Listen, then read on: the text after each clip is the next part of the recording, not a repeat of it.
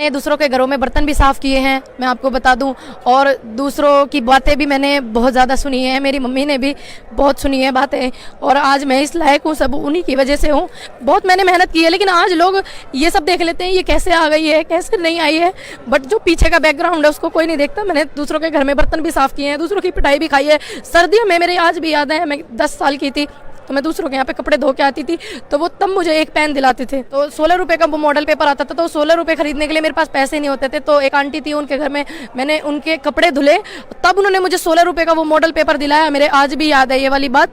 तो मैंने बड़े कष्ट देखे हैं, ऐसी बात नहीं है कि। और मैं आपको बता दूं, मेरा राजनीति से बिल्कुल कोई लेना देना नहीं है। और मेरी मम्मी खेती करती थी, मेरे फादर साहब बाहर रहते थे, तो मैंने उनके साथ 8 साल की उम्र में 9 साल की मैं खेती भी की, उनका सहयोग भी मैंने किया है। मैंने स्टेट क्वालिफाई किया, स्टेट के बाद मैंने ऑल इंडिया जीवी मावलंकर, नॉर्थ जोन, नेशनल तक मैंने क्वालिफाई किया। उसके बाद मैंने ओपन से इंटरनेशनल 2018 में मैंने खेला, 2018 में मेरा गोल्ड मेडल भी हुआ। फिर गांव वाले की जो सोच थी, आप भी समझ सकते हैं कि गांव में थोड़ा सा सोचते हैं लेडीज बाहर ना जाए, लड़की बाहर ना जाए, लेकिन अब सबकी सोच क्योंकि मैंने जॉब की है 2018 में, फरवरी में 24 फरवरी को मेरी ज्वाइनिंग थी। हरियाणा की जो मशहूर डांसर बिग बॉस की जो कंटेस्टेंट रही है मिस सपना चौधरी के यहाँ पे मैंने 1 साल तक पूरे जॉब की। 21 दिसंबर को उनके पापा जी की बरसी थी, वो मेरी लास्ट जॉब थी उनके पास। मेरा मन था मैं शादी कर लूँ 2021 में, बिल्कुल घर परिवार में सेटल हो जाओ। और क्या करूँ, नोटबंदी होगी, पैसे ही खत्म हो गए। क्या बिगड़ गो भैया, ऐसे बिगड़ गो। एक तो किसी से पैसा मांगो, भैया ब्याह करना 2-4 लाख दे दो, उधार दे देंगे खाते कमाते, तो सब बहाना बनाते हैं। यू लॉकडाउन ऐसे चलो, नोटबंदी ऐसी चली, चलो नोटबंदी कई सालों को, लॉकडाउन चलो बेटा काम ना चल रहा, किसी ने उधार रुपया तक ना दिया, ब्याह बिगड़ेगा, फिर क्या करते, फिर ब्याह कैंसिल करना पड़ा।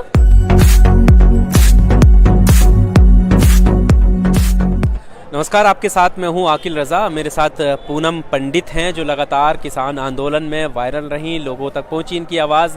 और लोग ये जानना चाहते थे, जब भी वीडियो चलती थी कमेंट बॉक्स में बहुत सारे सवाल ऐसे आए कि आखिर ये लड़की कौन है, इतनी मुखर तरीके से कैसे ये बात करती है, किसान आंदोलन में क्यों आ रही है, कहाँ की रहने वाली है, कैसे पढ़ाई की है, और नेशनल शूटर हैं ये भी हम आपको बता दें। तो आज इनके बारे में हम जानना चाहेंगे कि ये कहाँ से बिलोंग करती हैं और कैसे कैसे अब तक ये यहाँ तक आई, क्यों लगा इनको यहाँ आना चाहिए, और सबसे पहले नेशनल शूटर कैसे बनी, और पूरा जो बैकग्राउंड, एक गांव से निकलकर एक किसान की बेटी विदेशों तक जाती है, कैसे इस सफ़र की शुरुआत हुई? मैं अपने बुलंदशहर छोटे से गांव से हूं, और मेरी मम्मी खेती करती थी, मेरे फादर साहब बाहर रहते थे, तो मैंने उनके साथ 8 साल की उम्र में 9 साल की मैं खेती भी की, उनका सहयोग भी मैंने किया है। फिर हम लोग मेरठ शिफ्ट हो गए, मेरठ से मैंने 10वीं की और मेरठ से ही मैंने 12वीं की। उसके बाद मैंने BA MA Gajraula university Venkateshwara से की है। फिर एक पुलिस में थे, मैं उनका नाम नहीं लूँगी, वो मेरे को अपनी बच्चे की तरह मानते थे। वो बोलते थे बेटा तू शूटिंग कर सकती है, तू ये कर सकती है, मुझे पता है तेरे अंदर बहुत हिम्मत है। तो मैंने कहा मेरे को नहीं, मैंने सोचा पिक्चरों वाली शूटिंग, मुझे पता नहीं था कि ये वाली शूटिंग है। तो मैंने कहा नहीं मैं नहीं करूंगी। बहुत दिन तक मैं घुमाई गई। मैंने कहा मुझे नहीं करनी, मुझे उसमें इंटरेस्ट ही नहीं था। तो उन्होंने बोला नहीं जा तू कर। जब वहाँ देखा माहौल ही अलग था, स्पोर्ट्स था, शूटिंग, पिस्टल उठाना उसको शूटिंग बोलते हैं, और एक स्पोर्ट्स को शूटिंग बोलते हैं। मुझे अच्छा लगा, मैंने राइफल एसोसिएशन जोड़ी बड़ौत इंटरनेशनल विलेज बड़ौत बागपत में। मैंने वहाँ पे मेरी जो कोच हैं, senior coach miss Neetu Soran जी, उनसे मैंने बातचीत की और उनके यहाँ पे मैंने एडमिशन लिया। और ग्रेजुएशन के बाद? जी नहीं, मैंने 2014 में, जी हाँ। तो मेरी पढ़ाई भी चलती रही, लेकिन मैं मेरठ से वहाँ जाती थी, कुछ दिन मैं वहाँ रही भी, मुझे वहाँ पे थोड़ी प्रॉब्लम महसूस हुई, तो इसलिए मैं डेली अप डाउन वहाँ से करती थी, डेली मेरठ से बड़ौत तक। तो फिर मैंने वहाँ से शूटिंग की। मेरी कोच मुझे बड़ा सहयोग करती थी, हमेशा मेरे साथ जाती थी, क्योंकि मेरे फादर साहब बाहर रहते थे और मेरी मम्मी अकेली थी, तो मेरे साथ फैमिली वाला कोई जाने के लिए नहीं था। तो वही मेरी कोच जो, उन्होंने मुझे बड़ा सपोर्ट किया, और उन्हीं के आशीर्वाद से मैंने स्टेट क्वालिफाई किया। स्टेट के बाद मैंने ऑल इंडिया जीवी मावलंकर, नॉर्थ जोन, नेशनल तक मैंने क्वालिफाई किया। उसके बाद मैंने ओपन से इंटरनेशनल 2018 में मैंने खेला, 2018 में मेरा गोल्ड मेडल भी हुआ। फिर परिवार की जिम्मेदारियां, परेशानियां, बहनों की शादी वादी हो गई, तो मम्मी थोड़ी सी अकेली हो गई। शूटिंग एक सबसे महंगा गेम है, सभी लोग समझते हैं, तो मैं और मेरा परिवार उसको हैंडल नहीं कर पा रहा था, बहुत ज़्यादा महंगा गेम है। तो इसलिए मैंने 2018 में इंटरनेशनल में गोल्ड मेडल मेरा ओपन से जब हुआ, तो मैंने तब से ही शूटिंग को विराजमान बिठा दिया कि आप यहाँ बैठ जाओ, ये मेरा प्रोफेशन है। जी जी बिल्कुल। मैंने कहा आप यहाँ बैठ जाओ। तो बड़े पापा जिन्हें मैं बोलती थी, उन्होंने मुझे बड़ा सहयोग किया। आज वो मुझे देख रहे होंगे, बड़े खुश होंगे। तो उन्हीं का आशीर्वाद बहुत था, अहम योग उन्हीं का था शूटिंग में। तो शूटिंग की जो कुछ ऐसी याद है जहां आप बहुत अच्छे तरीके से गई, या मेडल जहां मिले, या जहां से लगा कि हाँ यहाँ से एक अच्छा एक प्लेटफॉर्म मेरे लिए तैयार? देखिए मैं आपको बता दूं, मैं वो देने के लिए भी गई थी, जैसे हमारे यहाँ पे क्वालिफाई करते हैं आर्मी वगैरह में, बीएसएफ में मैं गई हूँ। मेरा जो दौर था बीएसएफ का सबसे अच्छा था। वहाँ के जो कमांडेंट ऑफिसर थे बहुत अच्छा उनका व्यवहार था, और उन्होंने मुझे बोला कि आप बेटा इसमें जॉब कर लो। मैंने कहा मुझे बीएसएफ में जॉब नहीं करनी, मुझे घर में रहना है, घर परिवार में रहना है। मैं परिवार से काफ़ी दूर रही हूँ, तो वहाँ का मेरा बहुत अच्छा था। और मैं मुंबई गई थी जब मेरा ऑल इंडिया जीवी मावलंकर था, मैं मुंबई गई खेलने के लिए। उस टाइम पे गई मैं मुंबई जिस टाइम पे माननीय नरेंद्र मोदी जी ने नोटबंदी कर दी और खाने की बड़ी हमें प्रॉब्लम हो रही थी, पैसों की बहुत ज़्यादा परेशानी हो रही थी। आर्मी का शूटिंग सेंटर था, वहाँ पे मैंने खेला। और मैं अहमदाबाद भी गई हूँ गुजरात में खेलने के लिए, वहाँ का भी मेरा अच्छा था। सब कुछ शूटिंग का मेरा अच्छा था, मुझे कोई प्रॉब्लम नहीं हुई।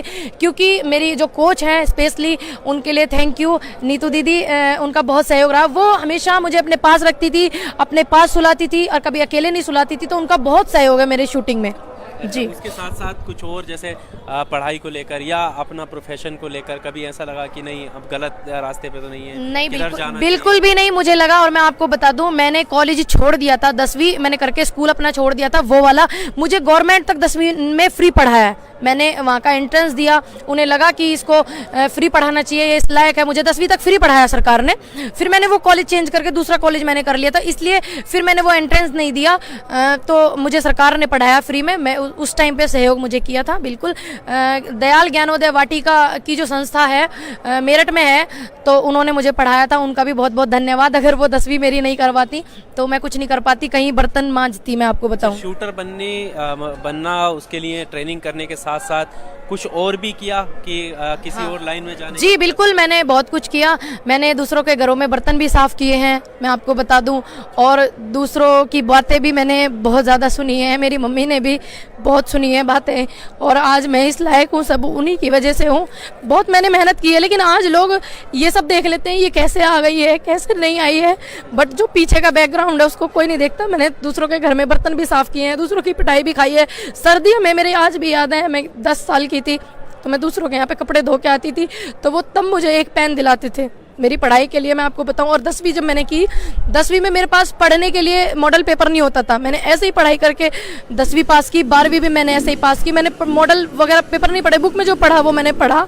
तो हिंदी का बोलते हैं, हिंदी के जो टीचर होते हैं वो बहुत ज़्यादा बारीकी से कॉपी जांचते हैं। तो मैंने कहा हिंदी का मॉडल पेपर उस टाइम पे आता था 16 रुपये का, जब मैंने 10वीं पास की तो 16 रुपये का वो मॉडल पेपर आता था। तो 16 रुपये खरीदने के लिए मेरे पास पैसे नहीं होते थे। तो एक आंटी थी, उनके घर में मैंने उनके कपड़े धुले, तब उन्होंने मुझे 16 रुपये का वो मॉडल पेपर दिलाया। मेरे आज भी याद है ये वाली बात। तो मैंने बड़े कष्ट देखे हैं, ऐसी बात नहीं है कि। और मैं आपको बता दूं, मेरा राजनीति से बिल्कुल कोई लेना देना नहीं है। सिर्फ ये था कि मैंने खेती कर रखी है, जो कष्ट मैंने झेल रखा है, तो क्यों ना मैं इनको सहयोग करूँ। तो मैं आने लगी, आप जैसे भाई ने मेरे आगे माइक लगा दिया, अच्छा लगा मुझे। उन्होंने मेरे से पूछा कि तुम कुकर हो जी, तुम्हें कैसा लग रहा है, एनू है। मेरी बात लोगों ने अच्छी लगी, मुझे सहयोग किया और मुझे अपना आशीर्वाद इतना दिया कि बस मेरे को सब जानने लगे, अच्छा लगा मुझे। और मैं आपको बता दूं, मुझे राजनीति पड़ाव से प्लीज़ कोई जोड़ने की कोशिश ना करे। पूनम, ये बहुत ही आपकी इंस्पायरिंग स्टोरी है। और ऐसे समय में जब एक नारी शक्ति की बात तो हर कोई करता है, लेकिन कोई बेटियां घर से बाहर जाती है तो हर कोई सवाल खड़े कर देता है कि कैसे जा रही है, कैसे रह रही है। तो वो एक समाज की जो दुर्दशा है, जहाँ बेटियों को घर से बाहर निकलने में काफ़ी दिक्कत आती हैं। और आप निकली, आप इस तरीके से जो अपनी चीज़ें आपने बताई, उसमें आपने कैसी चीज़ें सामने फेस करी? जब मैं बाहर पढ़ने लगी तो गांव के कुछ लोग जो पॉजिटिव सोच वाले थे, उनको कोई मतलब ही नहीं। जो नेगेटिव सोच वाले थे, उन लोगों ने क्या किया, ये बोलते बाहर रहती है, ये रहती है, वो रहती है, वहाँ रहती है, अकेले रहती है, बहुत सा उन्होंने ऐसा सब कुछ किया। थोड़ा डिस्टर्ब मुझे हुआ, लेकिन समझाने वाले जो मेरे सहयोगी थे, मेरे बड़े पापा, वो मुझे बहुत अच्छे से समझाते थे कि दुनिया की बातों को पीछे छोड़ जा। और आज वही लोग जो लोग मुझे नेगेटिव बोलते थे, वही लोग मेरे से बोलते हैं, अरे बच्चे आपने ऐसा किया। जिस टाइम मेरा गोल्ड मेडल इंटरनेशनल में ओपन से हुआ था, तो मेरे घर पे एक बड़े बुजुर्ग आए, वो आके, मैं उनको जानती भी नहीं, कह रहे बेटा आपने इतना नाम किया। मेरे पैर के हाथ वो लगाने लगे, और हमारे गाँव से ही है वो बुजुर्ग। तो मैंने कहा पता नहीं कौन है, क्या हो गया, आज मेरे से कुछ ऐसी गलती हो गई है, कुछ ऐसा हो गया है। लेकिन नहीं, मुझे उन्होंने बहुत सहयोग किया, बाबा जी ने भी। और फिर गाँव वाले की जो सोच थी, आप भी समझ सकते हैं कि गाँव में थोड़ा सा सोचते ही हैं लेडीज बाहर ना जाए, लड़की बाहर ना जाए। लेकिन अब सबकी सोच ठीक है, क्योंकि अब उन लोगों को मैं कहीं बताती हूँ मैं उस गांव से हूँ, और एक हमारे यहाँ पे पंचायत हुई थी, किस गांव से हैं जी, उस गांव से लड़की आई है, तो उनको भी अच्छा लगता है। और मैं उनसे कहना चाहूँगी कि आप लोग भी अपने बच्चों को खुली आज़ादी दें, क्योंकि जब किसी को 7 ताले में भी बंद कर लोगे तब भी कोई ना रुकेगा ऐब करने से, ठीक है। खुली आज़ादी दो, पढ़ाई लिखाई का पढ़ने लिखने का मौका दो उन्हें, उनके पंखों को आप काटो मत, उड़ान उनको भरने दो। आपकी स्पोर्ट्स को लेकर आगे बढ़ाने को लेकर क्या कोई पॉलिटिकल सपोर्ट किसी से मिला, किसी नेता से, या किसी जो स्थानीय विधायक होते हैं, नेता होते हैं कि हाँ हमारे एरिया की बिटिया है ये आगे जाएगी? देखिए मेरे पॉलिटिकल कैरियर पे एक बार हुई थी चर्चा, तो कुछ पैसे वैसे गवर्नमेंट ने पास करे थे, मुझे ठीक से याद नहीं है कौन से कितने दिन पुरानी बात है। तो जो हमारे लोकल नेता वगैरह होते थे उन्होंने कट करा दिए थे वो पैसे। फिर बाद में वेरीफाई होने के बाद कि अब इसकी सारी डिटेल्स ठीक है, फिर बाद में उन्होंने बोला कि बुलाइए इसको। मैंने कहा मेरे को भीख नहीं चाहिए, मैंने जो किया मैंने अपने लिए किया, अपने करियर के लिए किया, ये भीख तुम ही रखो। तो मैंने नहीं लिए। मुझे नेताओं का कोई ऐसा सपोर्ट नहीं मिला, और मैं चाहती भी नहीं कि नेता जो है मेरे करियर में या मेरी पर्सनल लाइफ में इंटरफेयर करे, क्योंकि मैं राजनीति से दूर रहना चाहती हूँ। बिल्कुल नहीं चाहूंगी मैं कि कोई भी मुझे इंटरफेयर करे, क्योंकि देखिए सपोर्ट जो होता है वो लेडीज को कोई सपोर्ट करे, 4 लोग अच्छा समझते हैं, 4 बेकार समझे हैं, समझो आप भी सारी बातें हैं। तो यही बात है, बस मैं ठीक हूँ, अपने में खुश हूँ। जितना मुझे ईश्वर ने दिया, मेरी औकात से ज़्यादा बढ़ के मुझे दे दिया, मैं उसमें बहुत खुश हूँ। फाइनेंशियल कंडीशन को लेकर क्या आपने कहीं जॉब की? हाँ मैंने जॉब की, बिल्कुल मैंने जॉब की, और जिनके यहाँ मैंने जॉब की है वो जाके दूसरे पलड़े में बैठ गई हैं। चलो खैर कोई बात नहीं, उनकी पर्सनल लाइफ है, वो कहीं भी बैठे। मैंने जॉब की है 2018 में, फरवरी में, 24 फरवरी को मेरी ज्वाइनिंग थी। हरियाणा की जो मशहूर डांसर बिग बॉस की जो कंटेस्टेंट रही है मिस सपना चौधरी के यहाँ पे मैंने 1 साल तक पूरे जॉब की। 21 दिसंबर को उनके पापा जी की बरसी थी, वो मेरी लास्ट जॉब थी उनके पास में जी। क्या वजह रही वहाँ से लास्ट जॉब एकदम मतलब छोड़ देना? कोई वजह? बस वजह तो थोड़ी अंदर की बात है समझ लो। जब हम जॉब किस लिए करते हैं? पैसों के लिए करते हैं, जाहिर सी बात है। जब हमें उसी चीज में जॉब में दिक्कत हो तो हमारी जॉब करने का कोई फायदा नहीं है, कोई अच्छी बात नहीं कि हम जॉब पहुंचना। उनके साथ में जॉब करने का क्या रीजन? एक अंकल हैं विशन अंकल, वो आज मुझे मिले भी थे। वो अंकल हैं, उन्होंने मैंने उनको फ़ोन किया, अंकल मुझे मेरी फाइनेंशियली प्रॉब्लम इतनी हो गई थी, मैं इतनी पढ़ाई करने के बाद भी मैंने ये सोचा कि मुझे सिर्फ पैसे चाहिए जिससे कि मैं अपने परिवार को चला सकूं। मेरी एक बहन छोटी भी है, उसकी मेरी शादी करनी, उसकी शादी करने की भी जिम्मेदारी मेरे पे थी। तो मैंने कहा अंकल बस मुझे पैसे में मेरी वहाँ पे काम लगवा दीजिए, जो सपना काम करती है मैं वो काम करूँगी। फिर मैंने उन्हें बताया अंकल मेरी इतनी पढ़ाई है। उन्होंने कहा तेरी इतनी पढ़ाई हो गई, तू ऐसा काम करे मेरे को नहीं अच्छा लगेगा, और तू ये काम कर। मैंने कहा जी कौन सा? कह रहा तेरी जो लाइन थी शूटिंग की वो सिक्योरिटी वाली लाइन थी, बाउंसर PSO, तू कहीं किसी की भी रह सकती है, तो तू जा, तू वहाँ पे इस काम के लिए रह। और मेरी जो फर्स्ट जॉब थी ध्यानचंद स्टेडियम दिल्ली में, वहाँ उनके साथ मेरी पहली मीटिंग थी।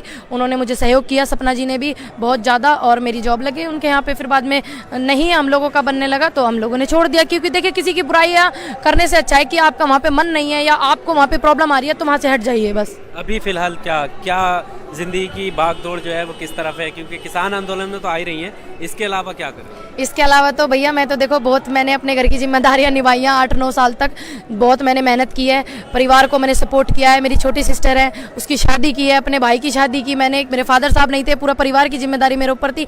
अब तो मैं आराम करना चाहूँ, मेरा मन था मैं शादी कर लूँ 2021 में, बिल्कुल घर परिवार में सेटल हो जाओ, और क्या करूँ नोटबंदी होगी, पैसे ही खत्म हो गए। एक स्टेटमेंट एक इंटरव्यू में वायरल भी हो रहा है जहाँ आप कह रही हैं कि हमारी तो ब्याह बिगड़ गो भैया, ऐसे बिगड़ गो। एक तो किसी से पैसा मांगो, भैया ब्याह करना 2-4 लाख दे दो, उधार दे देंगे खाते कमाते, तो सब बहाना बनाते हैं। यू लॉकडाउन ऐसा चलो, नोटबंदी ऐसी चली, चलो नोटबंदी कई सालों को, लॉकडाउन चलो बेटा काम ना चल रहा, किसी ना उधार रुपया तक ना दिया, ब्याह बिगड़ गया, फिर क्या करते? फिर ब्याह कैंसिल करना पड़ा। आगे का क्या प्लान? आगे का प्लान है भाई अपने परिवार में रहे, शादी वादी करके सेटल हो जाए, बिल्कुल राजनीति से एकदम दूर, बिल्कुल दूर हैं। और जिन लोगों के दिमाग में गलत फहमी है, जो लोग मुझे रोक रहे हैं कि कहीं ये राजनीति का चेहरा ना बन जाए, राजनीति में ना आ जाए, इतने लोग इसको सपोर्ट कर रहे हैं, घबराइए मत, मैं राजनीति में बिल्कुल आना नहीं चाहती, पर्सनली नहीं आना चाहती। चलिए बहुत शुक्रिया हमारे साथ बात करने के लिए। तमाम बातें इन्होंने शेयर की, अपनी पर्सनल लाइफ से जुड़े हर एक इंसिडेंट के बारे में बताया, कैसे पढ़ाई की, कैसे शूटिंग की तरफ ये गई, इसके अलावा कैसे इन्होंने जॉब की फाइनेंशियल कंडीशन को देखते हुए, और अब फिलहाल ये किसान आंदोलन में है और आगे की ज़िंदगी कैसे तय करने वाली है उस पर भी इन्होंने बात की। AR न्यूज़ इंडिया के लिए आकिल रज़ा की रिपोर्ट, दिल्ली।